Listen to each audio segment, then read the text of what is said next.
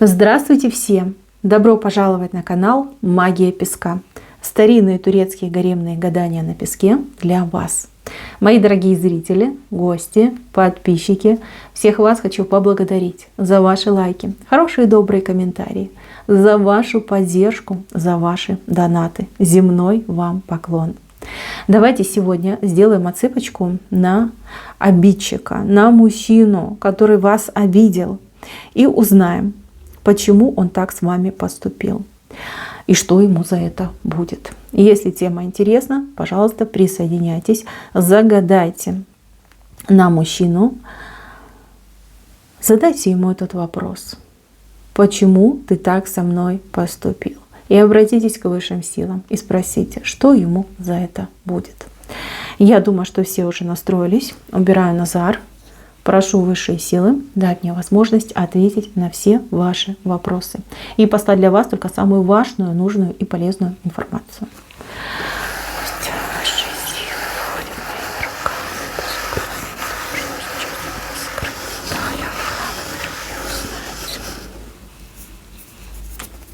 рукава, Так, интересно. Вы думаете о месте? Вы хотите ему отомстить?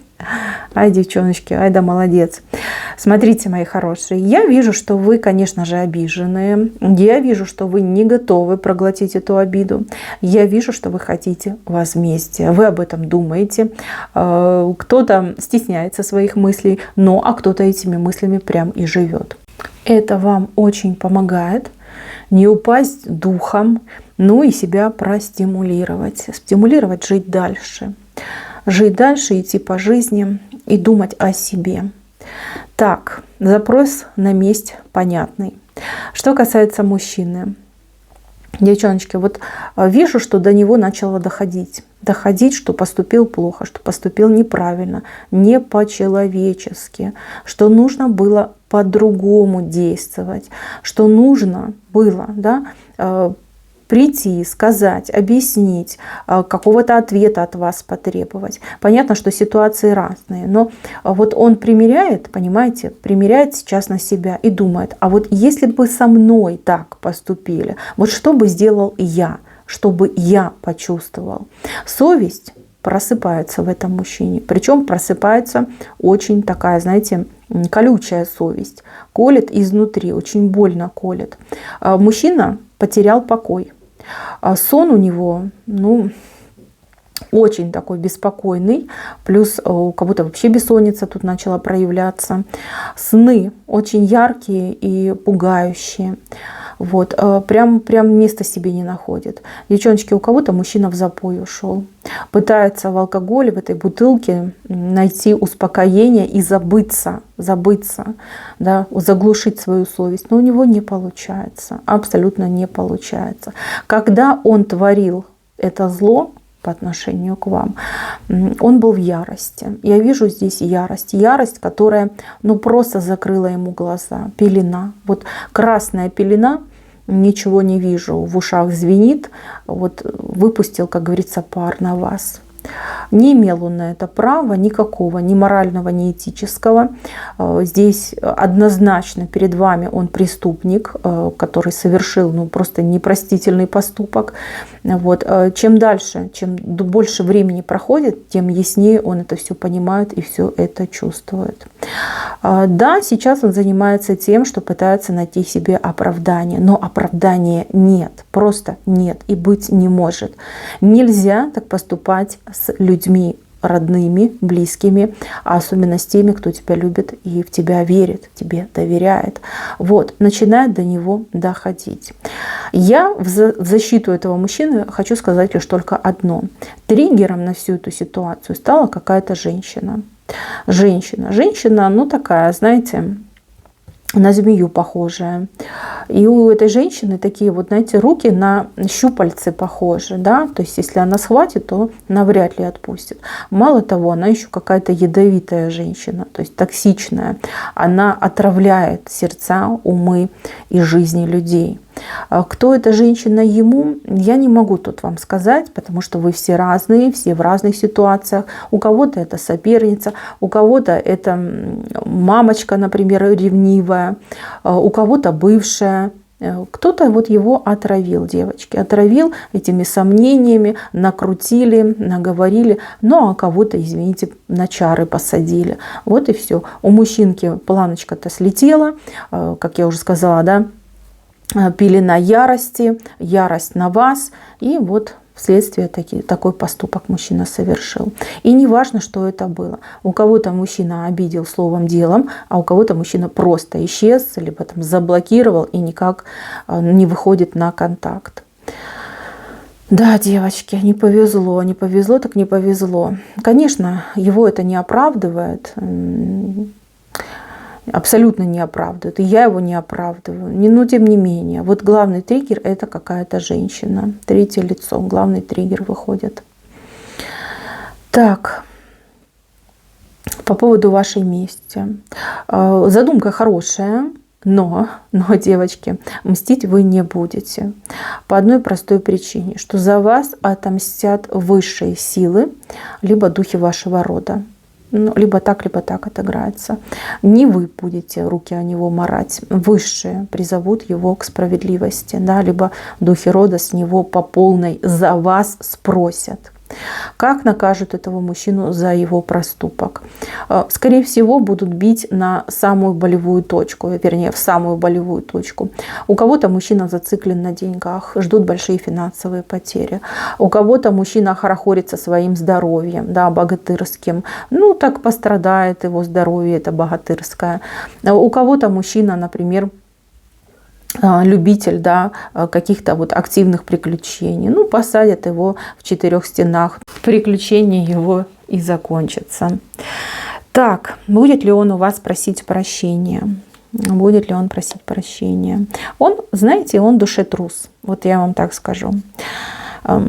Это не какое-то оскорбление, да, я не пытаюсь его обидеть, я просто констатирую факт. Он в душе трус. Вот каким бы он ни был, каким бы он там не был горячим, смелым, активным, но он трус, девочки, трус. Таким он родился, таким он есть, и таким, скорее всего, он до конца дней и останется. Кого он может обижать? Ну, самых близких, самых родных, тех, кто ему доверяет, тех, кто ему не сможет ответить. Вот таких он обижает, он не боится таких обижать. А если вот где-то с кем-то там столкнуться, помахаться, не, на такое он не пойдет. Вот. И то же самое, признавать свои ошибки, это только смелые люди могут признать свои ошибки, да, еще прийти покаяться, попросить прощения. Он не из этой серии. Он из другого теста, мои хорошие. Но,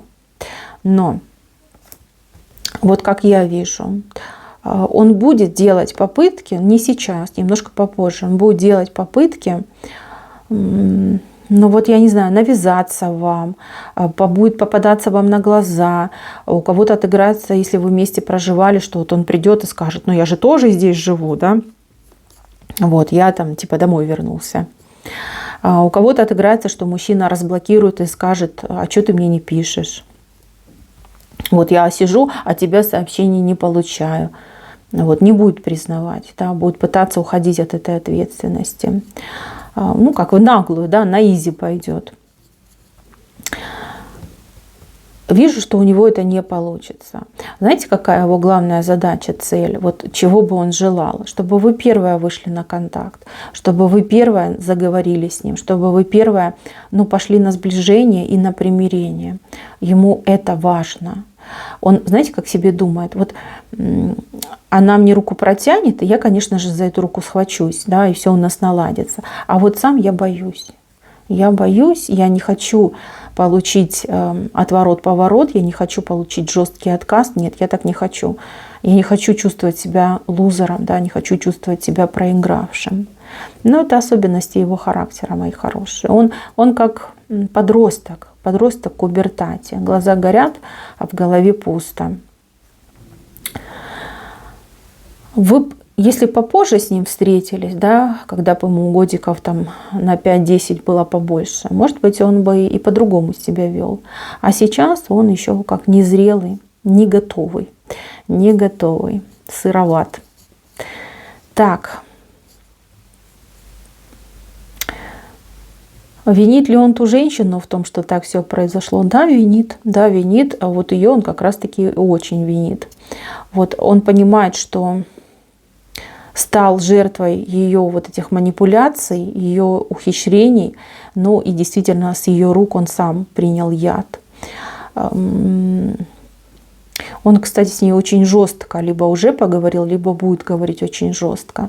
Скорее всего, он будет с ней, ну, как-то прощаться, выбрасывать ее из своей жизни.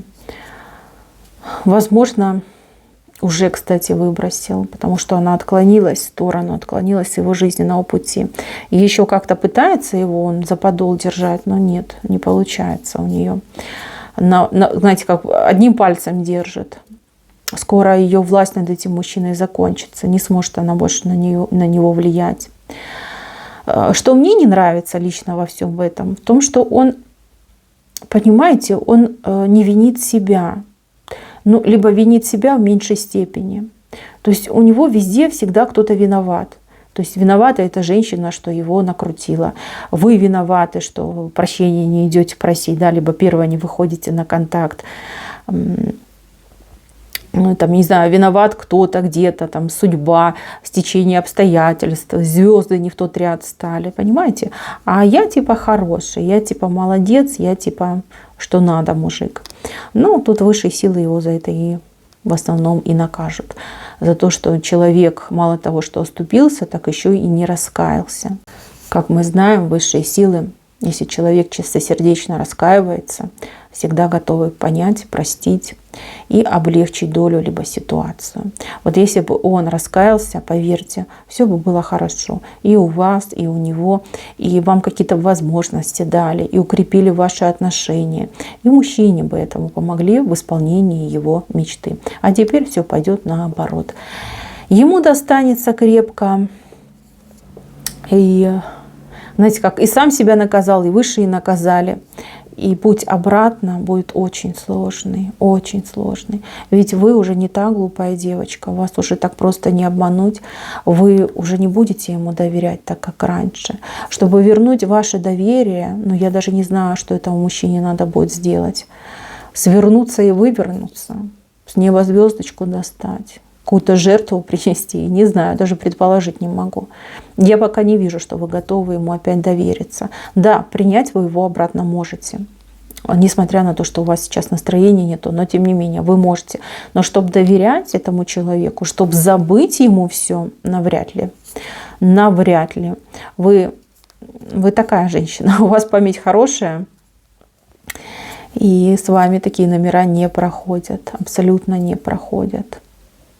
Ну, вот видите, пятерку он вам сделал, пятерку. По пятерке обычно проходит предательство, угрозы, плохие слова, нож в спину, опять же таки, да, как заблокировать мог, даже обобрать мог, да, какие-то ваши ресурсы мог себе присвоить. Плохо мог поступить не только с вами, но и с вашими близкими людьми. Вот пятерку он наносил, скажем так, в порыве ярости, я уже говорила, да, это не был какой-то спланированный акт, то есть мужчина долго к этому готовился, думал, ну вот, обману-ка я ее, да, либо вот сделаю ей каку. Нет, это не так было, это именно была эмоция, причем эмоция очень яркая, зажигательная эмоция, то есть, знаете, как запалили фитилечка, и вот пошел взрыв. Такой вот он человек.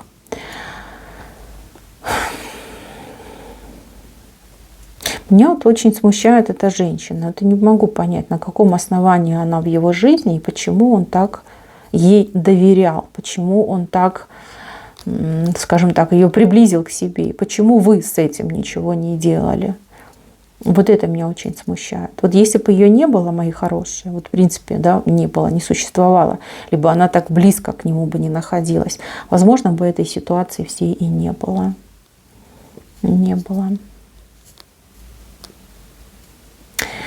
Так, на ближайшее время, девочки, на ближайшее время, чтобы вы утешились, чтобы вы понимали, что высшие силы, они великодушны, вас ждет какое-то приятное событие, очень приятное.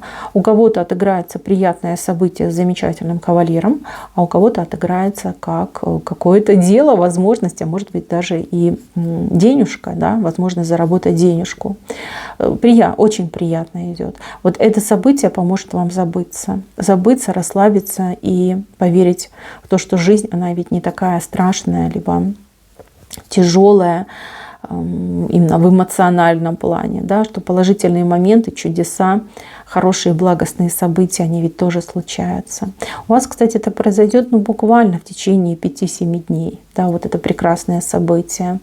Вы знаете, вы расцветете, вы снова начнете улыбаться, вы снова начнете радоваться жизни. У вас какие-то планы невероятные появятся, какие-то задачи вы себе поставите. Вам есть куда расти, вам есть куда развиваться. Вот. А сидеть, придумывать планы мести этому мужчине, поверьте, он этого совершенно не стоит.